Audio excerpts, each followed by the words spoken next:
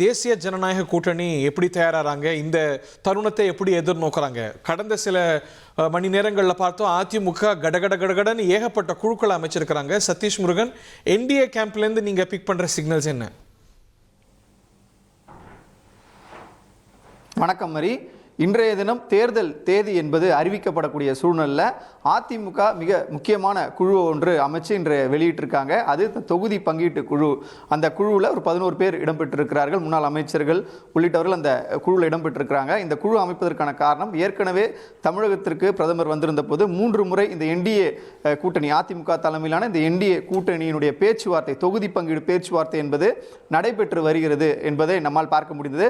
குறிப்பாக திமுக கூட்டணியை பொறுத்தவரையில் ரொம்ப விசிபிளான ஒரு growth, விசிபிளா கூட்டணி கட்சிகளை அழைத்து பேச்சுவார்த்தை நடத்தி கடகடன்னு அவங்க வந்து தொகுதி பங்கீடுகளை பிரித்த மாதிரி தெரிந்திருந்தாலும் கூட தற்பொழுது இந்த கம்யூனிஸ்ட் கட்சிகளால் அங்கு சிறு சுணக்கம் ஏற்பட்டிருக்கு.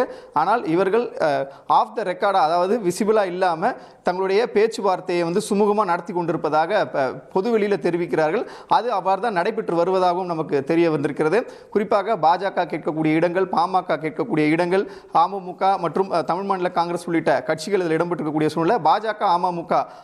பாஜகவும் பாமகவும் கேட்கக்கூடிய அந்த இடங்களில் தொகுதிகள் செலக்ட் பண்ணுறதுல சில பிணுக்குகள் இருக்கே தவிர, நம்பர்ஸை பொறுத்தவரையில் 2 தரப்பிலும், அதாவது அதிமுக கொடுக்குற அந்த நம்பர்ஸை ஏற்றுக்கிற இடத்துல 2 பெரிய கட்சிகளும் இருப்பதாக தகவல் வெளியாகிருக்கிறது. தேர்தல் பிரச்சாரத்தை பொறுத்தவரையில் அதிமுகவுடைய பொதுச் செயலாளர் எடப்பாடி பழனிசாமி ஏற்கனவே மக்களை காப்போம், தமிழகத்தை மீட்போம் ஒரு பிரச்சார பயணத்தை தொடங்கி ஒரு 180 தொகுதிகளில் அவர் பிரச்சாரத்தை நடத்தியிருக்கிறாரு. அந்த பிரச்சாரத்தின் ஊடாகவே தங்களுடைய அடுத்த கட்ட இந்த தேர்தல் தேதி அறிவித்த பின்னர் அந்த தேர்தல் பிரச்சாரம் எவ்வாறு அமைய இருக்கும் என்பது குறித்து விரிவான ஒரு திட்டமிடல் என்பது அதிமுக தரப்பில் தொடங்க இருப்பதாக தெரிவிக்கப்பட்டிருக்கிறது. பாஜகவும் அவர்களுடன் சேர்ந்து இந்த பிரச்சாரத்தில் ஈடுபடுவதற்கு பாஜக ஒரு கட்சியாக தனியாக தங்களுடைய பிரச்சாரங்கள் என்னென்ன பாயிண்ட்டுகளை முன்வைக்கணும், தமிழக அரசுக்கு எதிராக, இந்த திமுக அரசுக்கு எதிராக என்னென்ன பிரச்சனைகளை முன்வைக்க வேண்டும் என்கிற அடிப்படையில் ஒரு பட்டியல் தயார் செய்து அவர்கள் ஒருபுறம் தங்களுடைய பிரச்சாரத்தை மேற்கொள்ள இருப்பதாகவும் தகவல் வெளியாகிருக்கிறது. இந்த சூழலில் தான் என்டிஏ கூட்டணி மற்றும் அதிமுக தலைமையிலான இந்த என்டிஏ கூட்டணியுடைய கூட்டணி தொகுதி பங்கீடு என்பது இன்னும் இறுதி செய்யப்படவில்லை என்றாலும் கூட அது ஒரு சில நாட்களில் முடியக்கூடிய ஒரு விஷயமாகத்தான் தற்பொழுது அங்கே தொடர்ந்து அந்த பேச்சுவார்த்தை என்பது நடைபெற்றுக் கொண்டிருக்கிறது. பாஜகவுடைய தேர்தல் பொறுப்பாளர் பியூஷ் கோயலும் ஒவ்வொரு பேச்சுவார்த்தையிலும் அவர் முன்னிலையில் நடைபெறுவதால் விரைவில் அந்த பேச்சுவார்த்தை முடிந்து அடுத்த கட்டமாக இவர்கள் இந்த தேர்தல் பிரச்சாரத்திற்கான விஷயங்களில் பயணிப்பார்கள் என்று எதிர்பார்க்கப்படுகிறது. அதுக்கு அடுத்தபடியாக தமிழக வெற்றி கழகத்தை பொறுத்தவரையில் வில்லிவாக்கம், பெரம்பூர், டி நகர் போன்ற அவர்கள் அடையாளம் காணப்பட்ட, முக்கியமாக பெரம்பூரில் கட்சியினுடைய தலைவர் விஜய் நிற்கிறார் என்கிற அடிப்படையில் பிரச்சாரத்தை தொடங்கி நடைபெற்று வருகிறார்கள். தமிழக வெற்றி கழகத்தினுடைய முக்கிய நிர்வாகிகள், ஒரு புறம் புசி ஆனந்த், அதே போல மறுபுறம் ஆதவ் அர்ஜுனா என அவர்கள் ஏற்கனவே ஒரு 60 வேட்பாளர்களையும் வந்து தேர்வு செய்து விட்டார்கள்.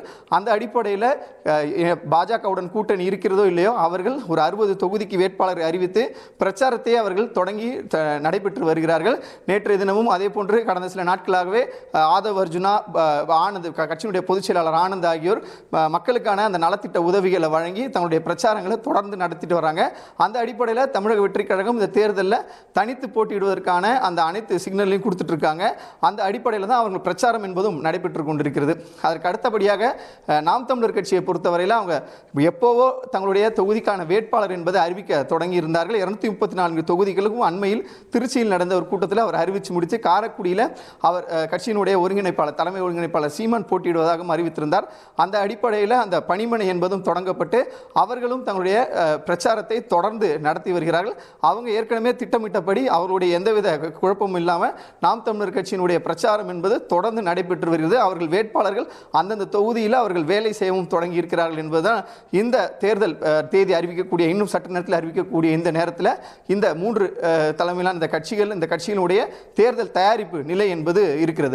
ரைட். இதில் வந்து விடுபட்டது அப்படின்னா டாக்டர் ராமதாஸும் மிஸ்ஸஸ் வி.கே. சசிகலா வந்து அவங்க என்ன செய்ய போறாங்கன்னு பொறுத்திருந்து பார்க்கணும். 1,27,00,000 மனங்களை வென்ற தந்தி டிவி யூடியூப் சேனல். தவிர்க்க முடியாத தம்ப்நெயில்ஸ், கலக்கலான கான்டென்ட்ஸ். நீங்களும் இந்த குடும்பத்தில் இணைய இப்பவே சப்ஸ்கிரைப் பண்ணுங்க. அசுரபலம் கொண்ட எங்கள் டிஜிட்டல் கரங்களில் உங்கள் விளம்பரங்களை சேர்க்க வாட்ஸ்அப் பண்ணுங்க. 8939888838. Email advttv@dttv.in.